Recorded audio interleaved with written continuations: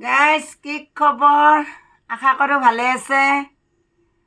আজি মই দিনটো ভিডিঅ' বনোৱা হোৱা নাই। ফেনখন কিয় বন্ধ কৰিছে? ভিডিঅ' বনোৱা হোৱা নাই।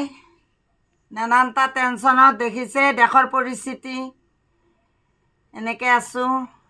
মই এই মানুহজন মোৰ দেখিছে নহয়, অলপমান গাটো ভাল পাইছি। সদায় বেমাৰকৈ কৈ থাকোঁ আৰু নকওঁ দিয়ক। মানুহজনে ভালে পাইছি অলপমান।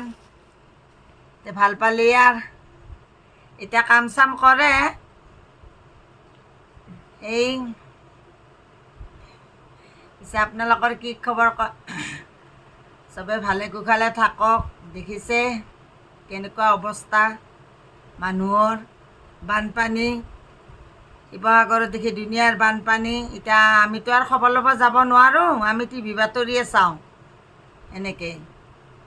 গতিকে আৰু কি কৰিব, উপায়তো নাই। উপায় থাকিলেতো উপায় উলিয়াই দিলোঁ হয়, উপায় নাই। এনেকৈ আমি দুজনে আৰু মোবাইলতে চাই থাকোঁ আৰু বানপানীগিলা কি কৰিম। গতিকে চবে পাৰিলে চবে সহায় কৰিব লাগে তেওঁলোকক। এনেহেন চবে সহায় কৰিব লাগে। বোলে ৰাইজে নখ জোকাৰিলে নৈ বয়।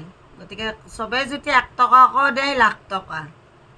এনেহেন কমচে কম মানুহকেইজন উদ্ধাৰ হ'ব বিপদৰ পৰা।